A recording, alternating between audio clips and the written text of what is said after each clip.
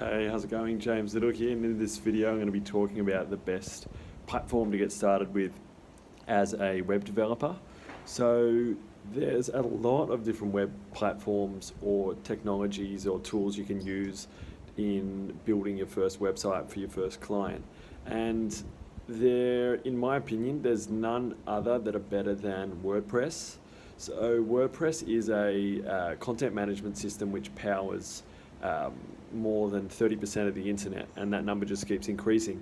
And there's a reason why it's so popular. So WordPress has a lot of third-party plugins which can do just about anything that you're looking for.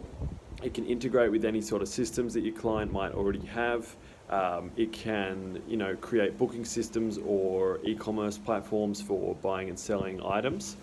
And, having something like that out of the box that doesn't require a whole lot of technical expertise but allows you to create like a lot of value for businesses is super valuable. Like what I was kind of guilty of when I was getting started with web development a number of years ago was I was thinking like, okay, is it best to learn like the most technical platform that can be customized in the biggest way possible?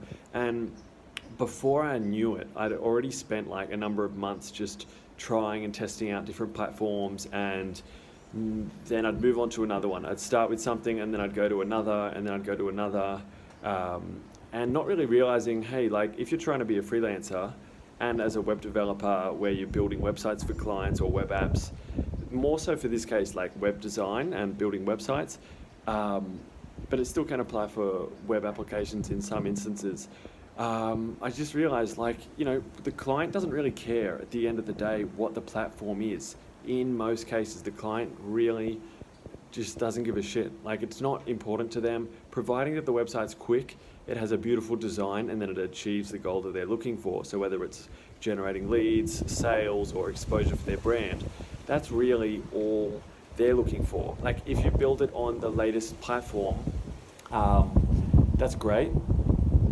But at the end of the day, it's still not going to produce potentially better results in terms of a marketing result, or the client won't really know. That's what I'm trying to get at. The client's not going to know the difference at the end of the day.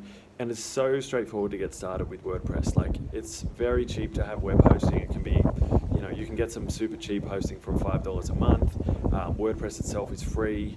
And in terms of then getting things up and running, like you can either hire a designer, or if you're a designer yourself, you can design the website. Or if the client that you're working with is on a tight budget, you can look through a range of themes that are available to purchase that are built correctly, that have a lot of good reviews, and that are well maintained and updated by the theme developers.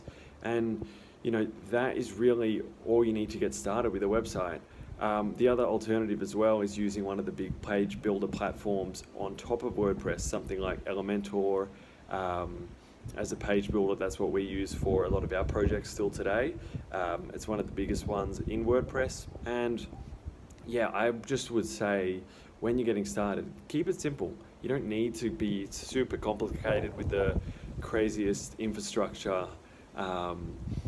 There's so many solutions out there, but I would just say, if you're doing basic business websites for clients in your local area or wherever you're targeting your customers, just go with something like WordPress, and then just work out your hosting arrangements. And that's really, you don't need to overcomplicate it. You don't need to reinvent the wheel. The platform exists and it's just getting bigger and bigger.